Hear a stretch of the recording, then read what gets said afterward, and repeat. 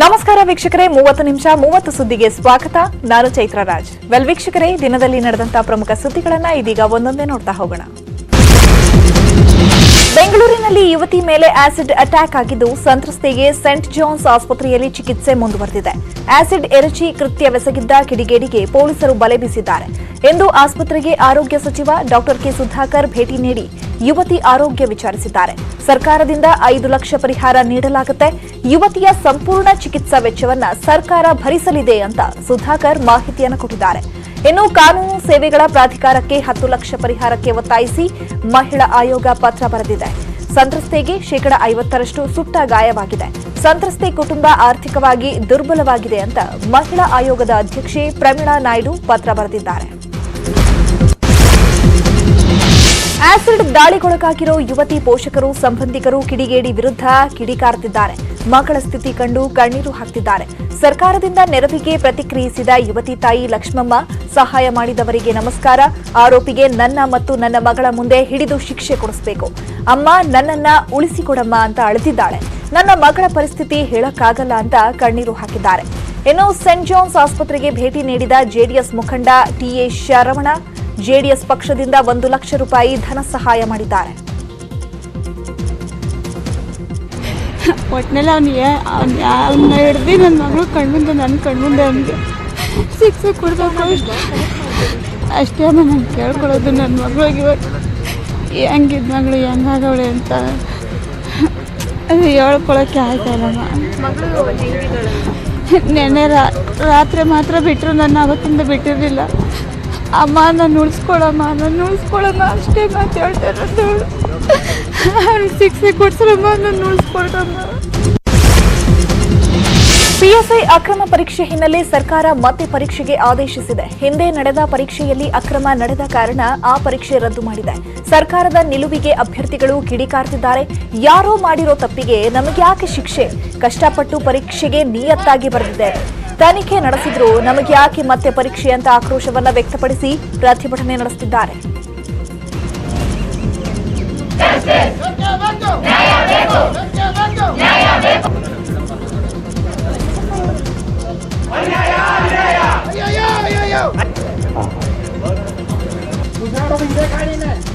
ನಾವು ಕೂಡ ಓದಿದ್ದೀವಿ, ನಾವು ಕೂಡ ಬರ್ದಿದ್ದೀವಿ, ನಾವು ಕೂಡ ಪಾಸ್ ಆಗಿದ್ದೀವಿ.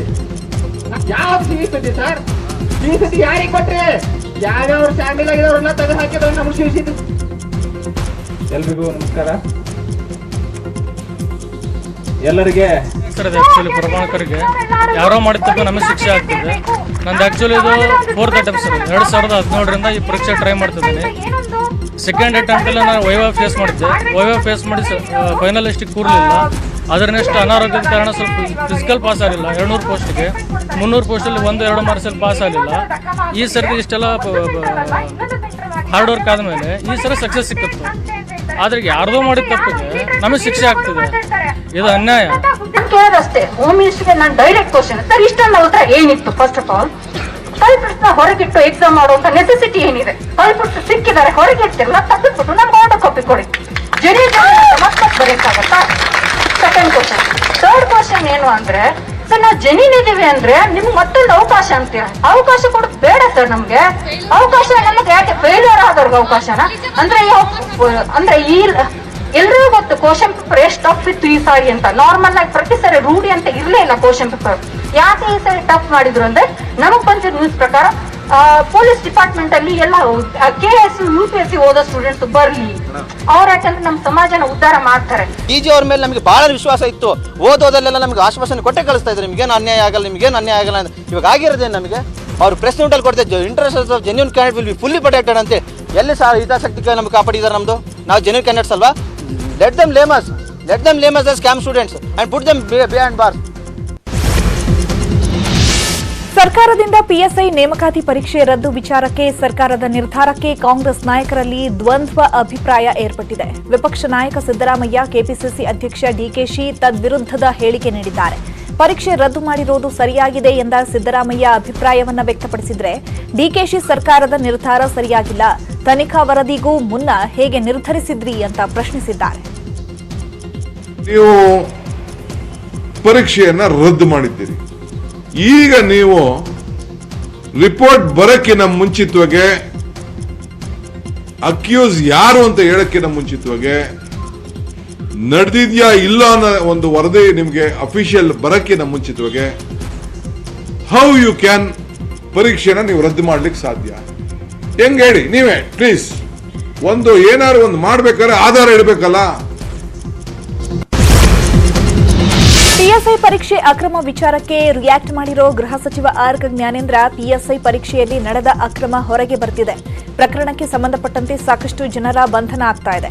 ಬೇರೆ ಬೇರೆ ರೀತಿಯಲ್ಲಿ ಹೊಸ ಹೊಸ ಟೆಕ್ನಾಲಜಿ ಬಳಸಿ ಫ್ರಾಡ್ ಮಾಡಿದ್ದಾರೆ. ಮರುಪರೀಕ್ಷೆ ಮಾಡೋದು ಸರ್ಕಾರಕ್ಕೆ ಅನಿವಾರ್ಯವಾಗಿದೆ. ನೋಟಿಫಿಕೇಶನ್ ರದ್ದು ಮಾಡಿಲ್ಲ, ಪರೀಕ್ಷೆ ರದ್ದು ಮಾಡಿದ್ದೇವೆ. ದೈಹಿಕ ಸಾಮರ್ಥ್ಯ ಪರೀಕ್ಷೆ ಇರೋದಿಲ್ಲ. ತಪ್ಪಿತಸ್ಥರನ್ನ ಹೊರತುಪಡಿಸಿ ಎಲ್ಲರಿಗೂ ಪರೀಕ್ಷೆ ಬರೆಯಲು ಅವಕಾಶ ಕೊಡ್ತೇವೆ. ಸದ್ಯದಲ್ಲಿಯೇ ಪರೀಕ್ಷಾ ದಿನಾಂಕ ಘೋಷಣೆ ಮಾಡ್ತೇವೆ ಅಂತ ಹೇಳಿದ್ದಾರೆ. ನಡೆದಂಥ ಅವ್ಯವಹಾರದ ಬಗ್ಗೆ ಈಗಾಗಲೇ ಹೊರಗೆ ಬರ್ತಾ ಇದೆ. ಸಾಕಷ್ಟು ಜನರನ್ನು ಅರೆಸ್ಟ್ ಮಾಡ್ತಾ ಇದ್ವಿ. ಬೇರೆ ಬೇರೆ ರೀತಿಯಿಂದ ಹೊಸ ಹೊಸ ಟೆಕ್ನಾಲಜಿಯನ್ನು ಬಳಸಿ ಅದರಲ್ಲಿ ಫ್ರಾಡ್ ಮಾಡಿದ್ದಾರೆ. ಹಾಗಾಗಿ ಸರ್ಕಾರಕ್ಕೆ ಅನಿವಾರ್ಯ ಎಕ್ಸಾಮಿನೇಷನ್ ಮಾಡೋದು. ನೋಟಿಫಿಕೇಷನ್ನ ರದ್ದು ಮಾಡಲಿಲ್ಲ, ನಾವು ಎಕ್ಸಾಮಿನೇಷನ್ ರದ್ದು ಮಾಡಿದ್ದೀವಿ. ಹಾಗಾಗಿ ಯಾರು ಈಗಾಗಲೇ ಎಕ್ಸಾಮಿನೇಷನ್ನಲ್ಲಿ ಭಾಗವಹಿಸಿದ್ದಾರೆ, ಬರೆದಿದ್ದಾರೆ, ಅವರಿಗೆ ಮಾತ್ರ ಅವಕಾಶ ಇರ್ತದೆ. ಯಾರು ಇದರಲ್ಲಿ ತಪ್ಪಿತಸ್ಥರಾಗಿದ್ದಾರೆ ಅವರನ್ನು ಹೊರತುಪಡಿಸಿ ಮತ್ತೆ ರಾಜ್ಯದಲ್ಲಿ ಪಿಎಸ್ಐ ಪರೀಕ್ಷೆಯಲ್ಲಿ ಅಕ್ರಮ ವಿಚಾರ ಎಲ್ಲೆಡೆ ಚರ್ಚೆ ಆಗ್ತಾ ಇದೆ. ಈ ಮಧ್ಯೆ ಬಿಜೆಪಿ ಸರ್ಕಾರದ ವಿರುದ್ಧವೇ ಪ್ರಧಾನಿ ಕಚೇರಿಗೆ ಆನ್ಲೈನ್ ಮೂಲಕ ಬಿಜೆಪಿ ನಾಯಕ ದೂರು ಸಲ್ಲಿಸಿದ್ದಾರೆ. ವಿಜಯಪುರ ಶಾಸಕ ಬಸನಗೌಡ ಪಾಟೀಲ್ ಯತ್ನಾಳ್ರ ಪರಮಾಪ್ತ ರಾಘವ್ ಅಣ್ಣಿಕೇರಿ ಪ್ರಧಾನಿ ಕಚೇರಿಗೆ ಪತ್ರ ಬರೆದಿದ್ದಾರೆ. ರಾಜ್ಯ ಸರ್ಕಾರ ಭ್ರಷ್ಟ ಸರ್ಕಾರವಾಗಿದೆ. ಪೊಲೀಸ್ ಇಲಾಖೆ ಅಲ್ಲದೆ ಬೇರೆ ಇಲಾಖೆಯಲ್ಲೂ ಅಕ್ರಮ ನಡೆದಿದೆ. ಪಿಎಸ್ಐ ಪರೀಕ್ಷೆ ಪ್ರಕರಣವನ್ನ ಸಿಬಿಐಗೆ ವಹಿಸಲು ಬಿಜೆಪಿ ಮುಖಂಡ ಮನವಿ ಮಾಡಿದ್ದಾರೆ. ಅಲ್ಲದೆ ದಿವ್ಯಾ ಹಾಗರಗಿ ಬಂಧನದ ಬಳಿಕವೇ ಪ್ರಧಾನಿ ಕಚೇರಿಗೆ ದೂರು ನೀಡಿರುವುದು ಕುತೂಹಲಕ್ಕೆ ಕಾರಣವಾಗಿದೆ. ಅಕ್ರಮ ನೇಮಕಾತಿ ಪ್ರಕರಣ ಸಂಬಂಧ ವಿಜಯಪುರದಲ್ಲಿ ಯತ್ನಾಳ್ ಹೊಸ ಬಾಂಬ್ ಸಿಡಿಸಿದ್ದಾರೆ. ಕೆಪಿಎಸ್ಸಿ ನೇಮಕದಲ್ಲೂ ಭ್ರಷ್ಟಾಚಾರ ನಡೆದಿದೆ. 5 ರಿಂದ 10 ಕೋಟಿ ರೂಪಾಯಿ ಕೊಡ್ತಾರೆ. ನೇಮಕಾತಿಗಳೇ ದಂಧೆಗಳಾಗಿವೆ. ನೇಮಕಾತಿ ಪ್ರಕ್ರಿಯೆಯಲ್ಲಿ ಬದಲಾವಣೆ ಆಗಬೇಕು, ಪಾರದರ್ಶಕತೆ ಆಗಬೇಕು. ಮಾಡಿದ್ರು ಬಿಜೆಪಿ ನಮ್ ಪಕ್ಷದವರಲ್ಲ ಅಂತ ಸಬೂಬು ಹೇಳಿ ಜನರನ್ನ ಹುಚ್ಚು ಮಾಡೋಕೆ ಆಗೋಲ್ಲ ಅಂತ ಬಾಂಬ್ ಅನ್ನ ಸಿಡಿಸಿದ್ದಾರೆ. ಕೆಪಿಎಸ್ಸಿಯಲ್ಲಿ ಭ್ರಷ್ಟಾಚಾರ ಆಗೋದಿಲ್ಲ. ಇವತ್ತು ಕೆಪಿಎಸ್ಸಿ ಏನು ಒಬ್ಬ ಕೆಪಿಎಸ್ಸಿ ಮೆಂಬರ್ ಆಗ್ಲಿಕ್ಕೆ ಎಷ್ಟು ರೊಕ್ಕ ಕೊಡ್ತಾರೆ, ಕೆಪಿಎಸ್ಸಿ ಚೇರ್ಮನ್ ಆಗ್ಲಿಕ್ಕೆ ಎಷ್ಟು ರೊಕ್ಕ ಕೊಡ್ತಾರೆ? 5-10 ಕೋಟಿ ರೂಪಾಯಿ ಒಂದು ಮೆಂಬರ್ ಆಗ್ಲಿಕ್ಕೆ ರೊಕ್ಕ ಕೊಟ್ಟು ಅದನ್ನು ಪುಕ್ಸೆಟ್ ಮಾಡ್ತಾರೆ. ಇವೆಲ್ಲ ದಂಧನೆ ಆಗಿಬಿಟ್ಟಾವ. ಪಾಪ ಮೆರಿಟ್ ಇದ್ದವರಿಗೆ, ಒಳ್ಳೆಯ ಬಡವ್ರಿಗೆ. ಇದು ಪೊಲೀಸ್ ಇಲಾಖೆ ಅಂತ ಅಷ್ಟೇ ಅಲ್ಲ, ನೇಮಕಾತಿ ಪ್ರಕ್ರಿಯೆಯಲ್ಲೇ ಭಾರಿ ಬದಲಾವಣೆ ಆಗೋ. ನಾವು 30 ವರ್ಷ ಪಾರ್ಟಿಗೆ ದುಡಿದವ್ರು ನಮ್ಮನ್ನ ಯಾರೂ ಕೇಳೋದಿಲ್ಲ. ಅವ್ರ ಮಗಲ್ ಕೊಂಡಿಸ್ಕೊಂಡು ಮಾತಾಡ್ತಾರೆ ಮುಖ್ಯಮಂತ್ರಿ. ಕೇಂದ್ರದ ವಿರುದ್ಧ ಮಲ್ಲಿಕಾರ್ಜುನ ಖರ್ಗೆ ಹೊಸ ಅಸ್ತ್ರ ಪ್ರಯೋಗಿಸಿದ್ದಾರೆ. ಪ್ರತಿದಿನ 350 ಭಾರತೀಯರು ಪೌರತ್ವ ತ್ಯಜಿಸ್ತಾ ಇದ್ದಾರೆ. 7 ವರ್ಷದಲ್ಲಿ 8.81 ಲಕ್ಷ ಜನ ಪೌರತ್ವ ತೊರೆದಿದ್ದಾರೆ. ಇದು ಬಿಜೆಪಿ ಆರ್ಎಸ್ಎಸ್ ಸರ್ಕಾರದ ಉಡುಗೊರೆಗಳ ಫಲ. ಹೆಚ್ಚುತ್ತಿರುವ ನಿರುದ್ಯೋಗ, ಅಹಿತಕರ ಉದ್ಯಮ ವಾತಾವರಣ, ಆರ್ಥಿಕತೆ ಕುಸಿತ, ಸಾಮಾಜಿಕ ಅಸಾಮರಸ್ಯವೇ ಇದಕ್ಕೆಲ್ಲ ಕಾರಣ ಅಂತ ಟ್ವಿಟರ್ನಲ್ಲಿ ಕಾಂಗ್ರೆಸ್ ಹಿರಿಯ ನಾಯಕ ಮಲ್ಲಿಕಾರ್ಜುನ ಖರ್ಗೆ ಕಿಡಿಕಾರಿದ್ದಾರೆ. ಇನ್ನು ಖರ್ಗೆ ಟ್ವೀಟ್ಗೆ ನೆಟ್ಟಿಗರು ಪೌರತ್ವ ತೊರೆಯಲು ಬೇರೆ ಕಾರಣಗಳಿವೆ, ದ್ವಿಪೌರತ್ವ ಹೊಂದಲು ಭಾರತ ಅವಕಾಶ ನೀಡೋದಿಲ್ಲ ಅಂತ ತಿರುಗೇಟನ್ನ ಕೊಟ್ಟಿದ್ದಾರೆ.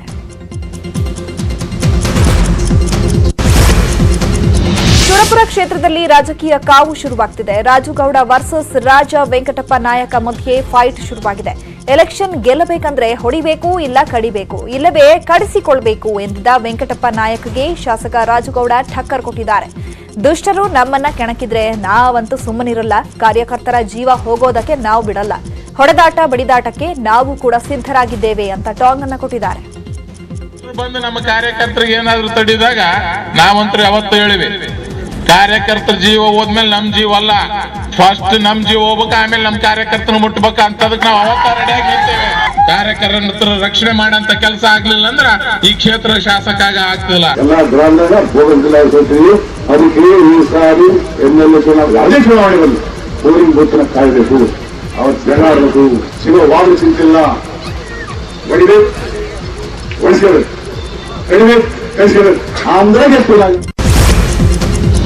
ಹುಬ್ಬಳ್ಳಿ ಗಲಭೆ ಕೇಸ್ ಆರೋಪಿ ಮಹಮ್ಮದ್ ಆರಿಫ್ ಆತ್ಮಹತ್ಯೆಗೆ ಯತ್ನಿಸಿದ್ದಾನೆ. ಕಸ್ಟಡಿಯಲ್ಲಿರೋ ಮಹಮ್ಮದ್ ಆರಿಫ್ ಕಾಲಿನ ಗಾಯಕ್ಕೆ ಹಚ್ಚಲು ಟರ್ಪಂಟೈಲ್ ಕೇಳಿ ಅದನ್ನೇ ಕುಡಿದು ಆತ್ಮಹತ್ಯೆಗೆ ಯತ್ನಿಸಿದ್ದಾನೆ. ಈ ವೇಳೆ ಜೊತೆಯಲ್ಲೇ ಇದ್ದ ಮತ್ತೊಬ್ಬ ಆರೋಪಿ ನಜೀರ್ ಆತ್ಮಹತ್ಯೆ ಮಾಡಿಕೊಳ್ಳೋದಕ್ಕೆ ಯತ್ನಿಸಿದ್ದಾನೆ. ಅದನ್ನ ಕೂಡ ತಡೆ ಹಿಡಿದಿದ್ದಾರೆ. ಆರಿಫ್ನನ್ನ ಪೊಲೀಸರು ಕಿಮ್ಸ್ಗೆ ದಾಖಲಿಸಿದ್ದಾರೆ. ರಾಜ್ಯ ಕಾಂಗ್ರೆಸ್ನಲ್ಲಿ ಬಣ ರಾಜಕೀಯ ನಡೀತಾ ಇದೆಯಾ ಎಂಬ ಕುತೂಹಲ ಹೆಚ್ಚಾಗಿದೆ. ಹುಬ್ಬಳ್ಳಿ ಗಲಾಟೆ ವಿಚಾರದಲ್ಲಿ ಶಾಸಕ ಜಮೀರ್ ಅಹಮದ್ ನಡೆಯ ವಿವಾದದಿಂದ ಕಾಂಗ್ರೆಸ್ನಲ್ಲಿ ಬಣ ರಾಜಕೀಯ ಶುರುವಾಗಿದೆ ಎನ್ನಲಾಗ್ತಿದೆ. ಸಿದ್ದು ಬೆಂಬಲಿಗ ಜಮೀರ್ ಮಾತಿಗೆ ಪರ ವಿರೋಧ ವ್ಯಕ್ತವಾಗ್ತಾ ಇದೆ. ಜಮೀರ್ ನಡೆಗೆ ಕಾಯಿ ಮುಸ್ಲಿಂ ನಾಯಕರಿಂದಲೇ ವಿರೋಧ ವ್ಯಕ್ತವಾಗ್ತಿದ್ದು ಜಮೀರ್ ವಿರುದ್ಧ ಶಿಸ್ತು ಕ್ರಮಕ್ಕೆ ಒತ್ತಡ ಹೆಚ್ಚಿದೆ. ಜಮೀರ್ ಬಗ್ಗೆ ಸಿದ್ದರಾಮಯ್ಯ ಸಾಫ್ಟ್ ಕಾರ್ನರ್ ಇಟ್ಕೊಂಡಿದ್ದಾರೆ ಅಂತ ಹೇಳಲಾಗ್ತಾ ಇದೆ. ಸಿಟ್ಟಾಗಿರೋ ನಾಯಕರು ಡಿಕೆ ಶಿವಕುಮಾರ್ಗೆ ದೂರು ನೀಡಿದ್ದಾರಂತೆ. ಇಂಥ ಪ್ರಸಂಗಗಳು ಕೂಡ ನಡೀತವೆ ಅಂದ್ರೆ ಅವ್ರು ಯಾವ ರೀತಿ ಯೋಚನೆ ಮಾಡ್ತಾರೆ ಅನ್ನೋದನ್ನ ನೀವುಗಳು ಮಾಧ್ಯಮದವರು ಯೋಚನೆ ಮಾಡಬೇಕು. ಇವೆಲ್ಲ ಇರ್ತದೆ, ಕಾನೂನು ಎಲ್ಲದಕ್ಕೂ ಉತ್ತರ ಕೊಡ್ತದೆ. ಆದ್ರೆ ಅವರೆಷ್ಟು ಈ ದೇಶದಲ್ಲಿ ಇರೋದಕ್ಕೆ ಎಷ್ಟು ಮಟ್ಟಿಗೆ ಅರ್ಹರು ಅಂತ. ಹುಬ್ಬಳ್ಳಿ ಗಲಭೆಕೋರರ ಕುಟುಂಬಸ್ಥರಿಗೆ ಶಾಸಕ ಜಮೀರ್ ನೆರವು ವಿಚಾರಕ್ಕೆ ಚಾಮರಾಜನಗರದ ಕನಕಗಿರಿಯಲ್ಲಿ ಸಚಿವ ಸೋಮಣ್ಣ ರಿಯಾಕ್ಟ್ ಮಾಡಿದ್ದಾರೆ. ಕಾನೂನು ಎಲ್ಲದಕ್ಕೂ ಉತ್ತರ ಕೊಡುತ್ತೆ. ಅವರು ಈ ದೇಶದಲ್ಲಿ ಇರಲು ಎಷ್ಟು ಅರ್ಹರು ಅಂತ ಯೋಚಿಸಬೇಕಾಗತ್ತೆ. ಇದು ಒಳ್ಳೆಯ ಬೆಳವಣಿಗೆ ಅಲ್ಲ, ಅವರಿಗೆ ಮರ್ಯಾದೆಯೂ ಅಲ್ಲ. ಗಲಭೆಕೋರರ ಕುಟುಂಬಕ್ಕೆ ಫುಡ್ ಕಿಟ್ ಹಂಚಿದವರಿಗೆ ಒಳ್ಳೆಯದಾಗಲಿ ಅಂತ ಟಾಂಗನ ನೀಡಿದ್ದಾರೆ. ಗುತ್ತಿಗೆದಾರ ಸಂತೋಷ್ ಪಾಟೀಲ್ ಆತ್ಮಹತ್ಯೆ ಪ್ರಕರಣ ಸಂಬಂಧ ಮತ್ತೆ ಬೆಳಗಾವಿಗೆ ಉಡುಪಿ ಪೊಲೀಸರು ಎಂಟ್ರಿ ಕೊಟ್ಟಿದ್ದಾರೆ. ಬೆಳಗಾವಿಯಲ್ಲಿ ಇನ್ಸ್ಪೆಕ್ಟರ್ ಶರಣಗೌಡ ಪಾಟೀಲ್ ನೇತೃತ್ವದಲ್ಲಿ ಮತ್ತೆ ತನಿಖೆ ಚುರುಕುಗೊಳಿಸಲಾಗಿದೆ. ಹೆಂಡಲಗ ಗ್ರಾಮ ಪಂಚಾಯತ್ ಅಧ್ಯಕ್ಷ ನಾಗೇಶ್ ಮೊಬೈಲ್ ವಶಕ್ಕೆ ಪಡೆದಿರುವ ಪೊಲೀಸರು ಗ್ರಾಮ ಪಂಚಾಯಿತಿಯ 35 ಸದಸ್ಯರನ್ನು ವಿಚಾರಣೆಗೆ ಒಳಪಡಿಸಿದ್ದಾರೆ. ಪ್ರತಿಯೊಬ್ಬ ಸದಸ್ಯರ ಪ್ರತ್ಯೇಕವಾಗಿ 1-to-1 ವಿಚಾರಣೆ ಮಾಡಲಾಗುತ್ತಿದೆ. ಹಾಸನ ಜಿಲ್ಲೆಯ ಹೇಮಗಂಗೋತ್ರಿ ಸ್ನಾತಕೋತ್ತರ ಕೇಂದ್ರದ ಬಳಿ ಲಾರಿಗಳ ನಿಲ್ದಾಣ ಕಾಮಗಾರಿಗೆ ಸ್ಥಳೀಯರಿಂದ ತೀವ್ರ ವಿರೋಧ ಹಿನ್ನೆಲೆ ಮಾಜಿ ಸಚಿವ ಎಚ್ಡಿ ರೇವಣ್ಣ ಧರಣಿ ಮಾಡುತ್ತಿದ್ದಾರೆ. ಕೆಲಸ ಸ್ಥಗಿತಗೊಳಿಸುವಂತೆ ಗ್ರಾಮಸ್ಥರು ಪಟ್ಟು ಹಿಡಿದಿದ್ದಾರೆ. ಪೊಲೀಸರು ಮತ್ತು ಗ್ರಾಮಸ್ಥರ ನಡುವೆ ವಾಗ್ವಾದವೂ ನಡೆದಿದೆ. ಮಾಜಿ ಸಚಿವ ಎಚ್ಡಿ ರೇವಣ್ಣ ಜೊತೆ ಗ್ರಾಮಸ್ಥರು ಪ್ರತಿಭಟನೆ ನಡೆಸ್ತಾ ಇದ್ದು ಸ್ಥಳದಲ್ಲಿ 100ಕ್ಕೂ ಹೆಚ್ಚು ಪೊಲೀಸರನ್ನ ನಿಯೋಜನೆ ಮಾಡಲಾಗಿದೆ.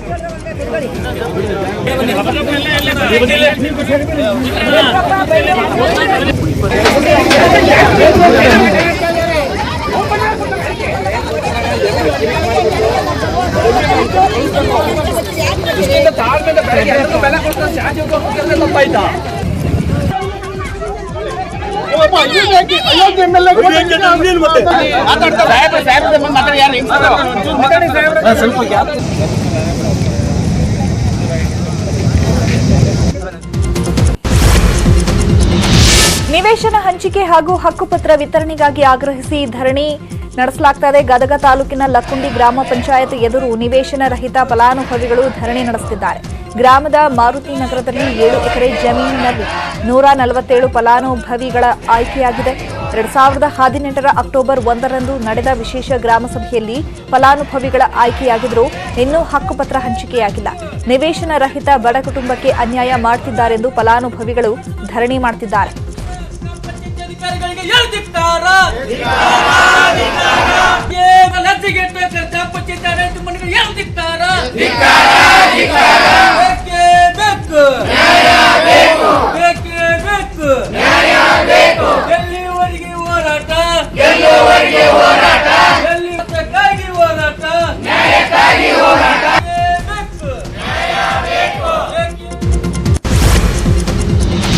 ಆನೇಕಲ್ನಲ್ಲಿ ಸರ್ಕಾರಿ ಜಮೀನು ಒತ್ತುವರಿ ತೆರವು ವೇಳೆ ಹೈ ಡ್ರಾಮಾ ನಡೆದಿದೆ. ತಿರುಪಾಳ್ಯ ಗ್ರಾಮದ ಸರ್ವೆ ನಂಬರ್ 2/15 ಅದರಲ್ಲಿನ 2 ಎಕರೆ ವಿವಾದಿತ ಜಮೀನು ತೆರವು ವೇಳೆ ಒತ್ತುವರಿದಾರ ಕೃಷ್ಣ ತೆರವು ಕಾರ್ಯಾಚರಣೆಗೆ ವಿರೋಧವನ್ನು ವ್ಯಕ್ತಪಡಿಸಿದ್ದು ತಹಶೀಲ್ದಾರ್ ದಿನೇಶ್ ವಿರುದ್ಧ ವಾಗ್ದಾಳಿ ನಡೆಸಿದ್ದಾನೆ. 2 ಎಕರೆ ಜಮೀನು ಸರ್ಕಾರಿ ಸ್ವತ್ತು ಎನ್ನುತ್ತಿರುವ ತಹಶೀಲ್ದಾರ್ ಮಾತಿಗೆ ಒಪ್ಪದ ಕೃಷ್ಣ ಪ್ರಕರಣ ನ್ಯಾಯಾಲಯದಲ್ಲಿದೆ, ಸಿವಿಲ್ ಮತ್ತು ಹೈಕೋರ್ಟ್ನಲ್ಲಿ ತಡೆಯಾಜ್ಞೆ ಇದೆ ಅಂತ ಹೇಳ್ತಾ ಇದ್ದಾರೆ. ವಾಗ್ವಾದ ಜೋರಾಗಿ ಸೋಮವಾರಕ್ಕೆ ಒತ್ತುವರಿ ತೆರವನ್ನ ತಹಶೀಲ್ದಾರ್ ಮುಂದೂಡಿದ್ದಾರೆ.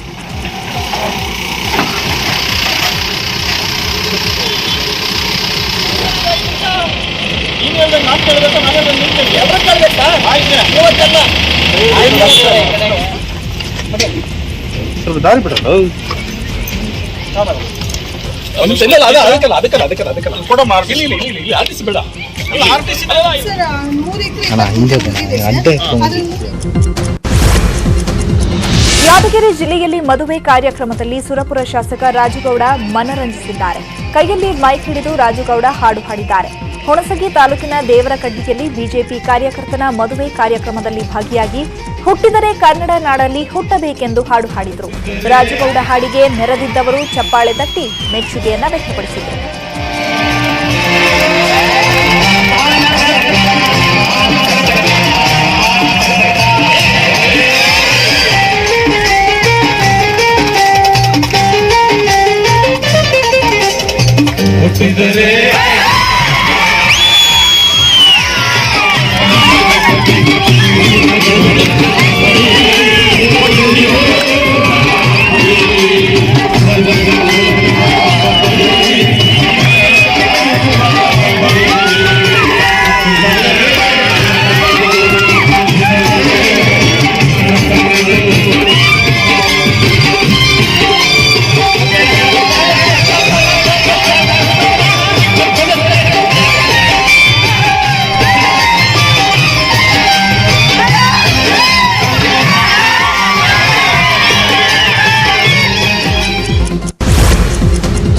ರಾಯಚೂರು ಜಿಲ್ಲೆಯಲ್ಲಿ ಪಡಿತರ ಅಕ್ಕಿ ಸಾಗಾಟ ದಂಧೆ ಎಗ್ಗಿಲ್ಲದೆ ನಡೀತಾ ಇದೆ. ರಾತ್ರಿ ವೇಳೆ ಕೃಷ್ಣಗಿರಿ ಬೆಟ್ಟದಲ್ಲಿ ಅಕ್ಕಿ ಲೋಡ್ ಮಾಡಿ ಮಹಾರಾಷ್ಟ್ರ ತಮಿಳುನಾಡಿಗೆ ಕಳಿಸಲಾಗ್ತಾ ಇತ್ತು.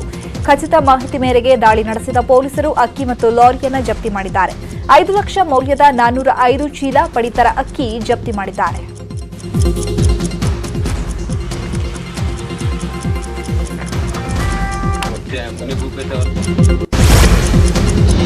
ಅನ್ನ ಹಾಕಿದ ಮನೆಗೆ ಕನ್ನ ಹಾಕಿ ಸೆಟಲ್ ಆಗೋಕೆ ಹೋದ ಕಳ್ಳ ಅಂಧರಾಗಿರೋ ಘಟನೆ ಬೆಂಗಳೂರಿನಲ್ಲಿ ನಡೆದಿದೆ. ಮಾರತ್ಹಳ್ಳಿಯ ಅರೇಕಲ್ನಲ್ಲಿ ಕೆಲಸ ಮಾಡುತ್ತಿದ್ದ ಆರೋಪಿ ಚಿನ್ನ ಬರ್ಥಿನಿ ಸೆಕ್ಯೂರಿಟಿ ಏಜೆನ್ಸಿ ಮುಖಾಂತರ ಸೆಕ್ಯೂರಿಟಿ ಸಪೋರ್ಟ್ ಸ್ಪೆಷಲಿಸ್ಟ್ ಆಗಿ ಕೆಲಸ ಮಾಡುತ್ತಿದ್ದ. ಕಂಪನಿಯಲ್ಲಿ ವರ್ಕ್ ಫ್ರಮ್ ಹೋಮ್ ಇರೋದನ್ನೇ ಲಾಭವನ್ನಾಗಿ ಮಾಡಿಕೊಂಡಿದ್ದ ಭೂಪ ಪ್ರತಿದಿನ ಡ್ಯೂಟಿಗೆ ಹೋಗಿ ಬರುವಾಗ ಲ್ಯಾಪ್ಟಾಪ್ ಕಳ್ಳತನ ಮಾಡ್ತಾ ಇದ್ದ. ಬರೋಬ್ಬರಿ 100 ಲ್ಯಾಪ್ಟಾಪ್ ಕಳ್ಳತನ ಮಾಡಿ ಮಾರಾಟ ಮಾಡಿ ಬಂದ ಹಣದಲ್ಲಿ ಕಾರು ಚಿನ್ನಾಭರಣ ಖರೀದಿಸಿದ್ದನಂತೆ. ಮಾರತ್ಹಳ್ಳಿ ಪೊಲೀಸರು ಆರೋಪಿಯನ್ನ ಬಂಧಿಸಿ 67 ಲ್ಯಾಪ್ಟಾಪ್, ಕಾರ್ ಹಾಗೂ ಚಿನ್ನಾಭರಣವನ್ನ ವಶಪಡಿಸಿಕೊಂಡಿದ್ದಾರೆ.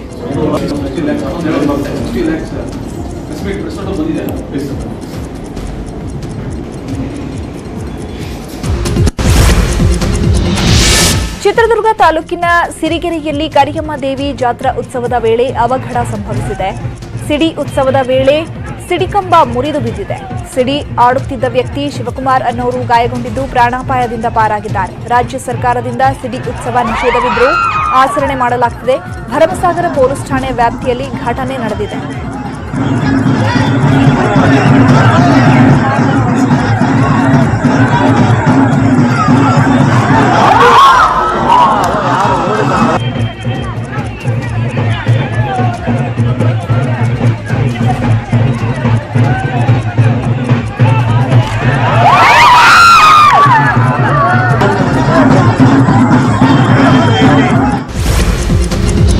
ಹಾಸನ ಜಿಲ್ಲೆಯ ಮಲೆನಾಡು ಭಾಗದಲ್ಲಿ ಕಾಡಾನೆಗಳ ಉಪಟಳ ಮಿತಿ ಮೀರ್ತಾ ಇದೆ. ಸಕಲೇಶಪುರ ತಾಲೂಕಿನ ಲಿಂಗರಾಜ್ ಎಸ್ಟೇಟ್ನಲ್ಲಿ ಗಜಪಡೆ ಲಗ್ಗೆ ಇಟ್ಟು ಕಾಫಿ, ಅಡಿಕೆ, ಬಾಳೆ ಗಿಡಗಳನ್ನು ನಾಶ ಮಾಡಿವೆ. ಕಾಡಾನೆಗಳ ದಾಳಿಯಿಂದ ಕಾಫಿ ಬೆಳೆಗಾರರು, ರೈತರು ಕಂಗಾಲಾಗಿದ್ದಾರೆ. ಸ್ಥಳಕ್ಕೆ ಅರಣ್ಯ ಇಲಾಖೆ ಸಿಬ್ಬಂದಿ ಭೇಟಿ ನೀಡಿ ಪರಿಶೀಲನೆ ನಡೆಸಿದ್ದಾರೆ.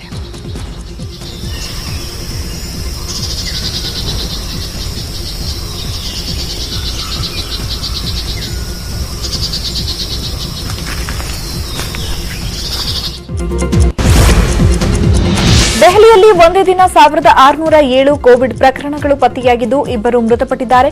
ಪಾಸಿಟಿವಿಟಿ ದರ 5.28% ಏರಿಕೆಯಾಗಿದೆ ಅಂತ ಆರೋಗ್ಯ ಇಲಾಖೆ ತಿಳಿಸಿದೆ. 3863 ಮಂದಿ ಸೋಂಕಿತರು ಮನೆಯಲ್ಲೇ ಪ್ರತ್ಯೇಕ ವಾಸದಲ್ಲಿದ್ದಾರೆ ಅಂತ ಇಲಾಖೆ ತಿಳಿಸಿದೆ. ರಾಜ್ಯದಲ್ಲಿ ಕೋವಿಡ್ ಪರಿಹಾರ ವಿತರಣೆ ವಿಚಾರವಾಗಿ ಸಚಿವ ಆರ್ ಅಶೋಕ್ ರಿಯಾಕ್ಟ್ ಮಾಡಿದ್ದು, ಒಟ್ಟು 55,000 ಅರ್ಜಿಗಳು ಬಂದಿದ್ದು 52,000 ಕುಟುಂಬಗಳಿಗೆ ತಲಾ 50 ವಿತರಿಸಲಾಗಿದೆ. 14,000 ಬಿಪಿಎಲ್ ಕುಟುಂಬಗಳಿಗೆ 1 ಲಕ್ಷ ರೂಪಾಯಿ ವಿತರಿಸಲಾಗಿದೆ. ಉಳಿದ 3,000 ಕುಟುಂಬಗಳಿಗೂ ಪರಿಹಾರ ಶೀಘ್ರದಲ್ಲೇ ತಲುಪಿಸುತ್ತೇವೆ ಎಂದು ಮಾಹಿತಿಯನ್ನು ಕೊಟ್ಟಿದ್ದಾರೆ. ಕೇಂದ್ರ ಸರ್ಕಾರ 50,000 ಕೊಡ್ತಾ ಇದ್ದಾರೆ. ರಾಜ್ಯ ಸರ್ಕಾರ ಪರಿಹಾರ ಸಂಬಂಧಪಟ್ಟಾಗೆ ಸರ್ ಟೋಟಲ್ ನಮ್ಮಲ್ಲಿ 55,000 ಅಪ್ಲಿಕೇಶನ್ಸ್ ಇದೆ ಸರ್. 55,000 ಅಪ್ಲಿಕೇಶನ್ಸ್ ಅಲ್ಲಿ ನಾವು ಈಗಾಗಲೇ 52,000 ಅಪ್ಲಿಕೇಶನ್ಸ್ಗೆ 50,000 ಅಂತೆ ಪರಿಹಾರ ವಿತರಣೆ ಮಾಡಿದ್ದೀವಿ ಸರ್. ಅದರಲ್ಲಿ 14,500 ಕುಟುಂಬಗಳು BPL ಕುಟುಂಬಗಳು, ಅವರಿಗೆ ರಾಜ್ಯ ಸರ್ಕಾರದಿಂದ 1 ಲಕ್ಷದಂತೆ ಹೆಚ್ಚುವರಿ ಪರಿಹಾರವನ್ನು ಸಹ ಕೊಟ್ಟಿದೆ ಸರ್. ಇನ್ನು 3,000 ಅಪ್ಲಿಕೇಶನ್ಸ್ಗೆ 50,000 ಪರಿಹಾರ ಕೊಡಲಿಕ್ಕೆ ಬಾಕಿ ಇದೆ ಸರ್. ಅದೀಗ ಫೈನಾನ್ಷಿಯಲ್ ಇಯರ್ ಕ್ಲೋಸ್ ಆಗಿದ್ರಿಂದ ನಮ್ಗೆ ಅನುದಾನ ಬಿಡುಗಡೆ ಆಗಬೇಕಾಗಿತ್ತು, ಈಗ ಅದು ಆಗಿದೆ ಸರ್. ಇರ್ತಕ್ಕಂಥ ಒಂದು 3,000 ಅಪ್ಲಿಕೇಶನ್ಸ್ ಸಹ ಇನ್ನು ಒಂದು ವಾರದಲ್ಲಿ ಕ್ಲಿಯರ್ ಆಗುತ್ತೆ ಸರ್. ಕೇಂದ್ರ ಸರ್ಕಾರ 50,000 ಕೊಡ್ತಾ ಇದೆ. ಪಂಜಾಬ್ನ ಪಟಿಯಾಲದಲ್ಲಿ ಖಾಲಿಸ್ತಾನ್ ವಿರೋಧಿ ಮೆರವಣಿಗೆಗೆ ಸಂಬಂಧಪಟ್ಟಂತೆ ನಡೆದ ಘರ್ಷಣೆಯಿಂದ ಪರಿಸ್ಥಿತಿ ಉದ್ವಿಗ್ನಗೊಂಡಿತ್ತು. ಸಂಘರ್ಷಣೆ ಹಿನ್ನೆಲೆ 3 ಪೊಲೀಸ್ ಅಧಿಕಾರಿಗಳನ್ನು ದಿಢೀರ್ ವರ್ಗಾವಣೆ ಮಾಡಲಾಗಿದೆ. ನಗರದಲ್ಲಿ ಮೊಬೈಲ್ ಸಂಪರ್ಕ ಸೇವೆಯನ್ನ ಕಡಿತಗೊಳಿಸಲಾಗಿದೆ.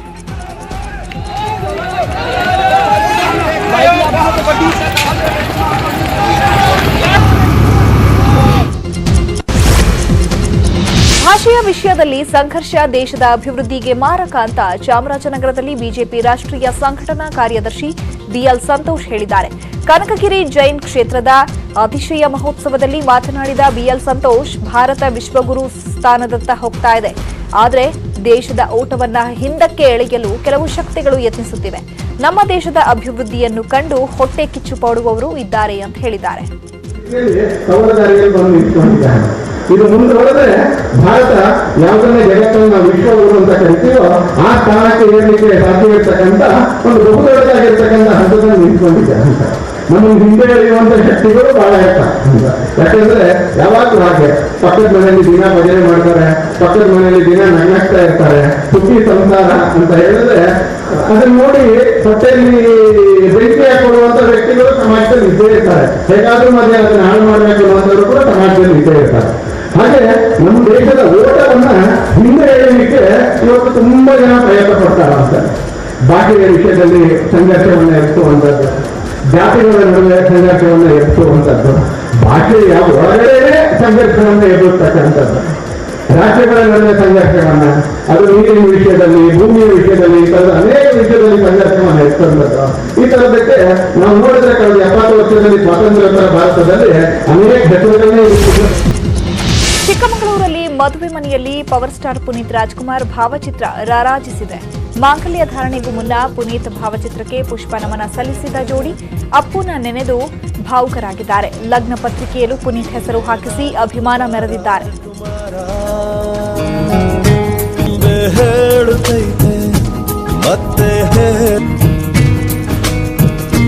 ಹೊಸ ಬೆಳಕೊಂದು ಹೊಸಿಲಿಗೆ ಬಂದು ಬೆಳಗಿದೆ ಮನೆಯ ಮನಗಳ ಇಂದು ರಾಜನಂದನ. ರಾಕಿಂಗ್ ಸ್ಟಾರ್ ಯಶ್ ಕೋಟಿ ಮೌಲ್ಯದ ಪಾನ್ ಮಸಾಲ ಜಾಹೀರಾತು ನಿರಾಕರಿಸಿದ್ದಾರೆ. ಅಭಿಮಾನಿಗಳಿಗೆ ತಪ್ಪು ಸಂದೇಶ ರವಾನಿಸಬಾರದು ಎಂಬ ಕಾರಣಕ್ಕೆ ಜಾಹೀರಾತನ್ನು ಯಶ್ ಕೈಬಿಟ್ಟಿದ್ದಾರೆ. ಪಾನ್ ಮಸಾಲ ಅಂಥ ಉತ್ಪನ್ನಗಳು ಜನರ ಆರೋಗ್ಯದ ಮೇಲೆ ಕೆಟ್ಟ ಪರಿಣಾಮ ಬೀರುತ್ತೆ. ಅದರ ಸೇವನೆ ಜೀವಕ್ಕೆ ಅಪಾಯವನ್ನ ಉಂಟು ಮಾಡುತ್ತೆ ಅಂತ ನಟ ಯಶ್ ಸ್ಪಷ್ಟನೆಯನ್ನ ಕೊಟ್ಟಿದ್ದಾರೆ. ಬಾಲಿವುಡ್ ನಟಿ ಜಾಕ್ವೆಲಿನ್ ಫರ್ನಾಂಡಿಸ್ ಹೊಸ ಸಂಕಷ್ಟಕ್ಕೆ ಸಿಲುಕಿದ್ದಾರೆ. ಅಕ್ರಮ ಹಣ ವರ್ಗಾವಣೆ ಪ್ರಕರಣದಲ್ಲಿ ಜಾಕ್ವೆಲಿನ್ರ 7 ಕೋಟಿ 12 ಲಕ್ಷಕ್ಕೂ ಹೆಚ್ಚು ಮೊತ್ತದ ಆಸ್ತಿಯನ್ನು ಜಪ್ತಿ ಮಾಡಲಾಗಿದೆ. ಸುಖೇಶ್ನಿಂದ ಕೋಟಿ ಮೊತ್ತದ ಗಿಫ್ಟ್ ಪಡೆದಿರುವುದಾಗಿ ಜಾಕ್ವೆಲಿನ್ ಫರ್ನಾಂಡಿಸ್ ಹೇಳಿದರು. ಜಾಕ್ವೆಲಿನ್ಗೆ ಸುಖೇಶ್ ದುಬಾರಿ ಬ್ಯಾಗ್, ಶೂಸ್, ಆಭರಣ ಕೊಟ್ಟಿದ್ದಂತೆ. ಜಾಕ್ವೆಲಿನ್ ಸಂಬಂಧಿಕರಿಗೆ ದೊಡ್ಡ ಮಟ್ಟದಲ್ಲಿ ಸಾಲವನ್ನು ನೀಡಿದ್ದಂತೆ.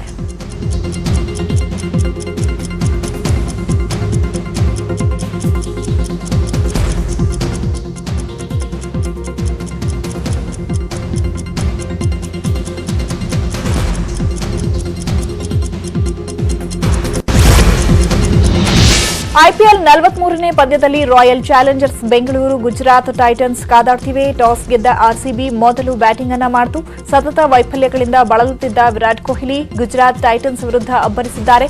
ಕೊಹ್ಲಿ ಆಕರ್ಷಕ ಅರ್ಧಶತಕ ಸಿಡಿಸಿದ್ರು. ಇದು ಐಪಿಎಲ್ನಲ್ಲಿ ಕೊಹ್ಲಿ ಬ್ಯಾಟ್ನಿಂದ ಸಿಡಿಸಿದ 43ನೇ ಅರ್ಧಶತಕವಾಗಿದೆ. ಆರ್ಸಿಬಿ 20 ಓವರ್ಗಳಲ್ಲಿ 6 ವಿಕೆಟ್ ನಷ್ಟಕ್ಕೆ 170 ರನ್ ಗಳಿಸಿದೆ. ಗುಜರಾತ್ ಗೆಲುವಿಗೆ 171 ರನ್ಗಳ ಟಾರ್ಗೆಟ್ ಕೊಟ್ಟಿದೆ.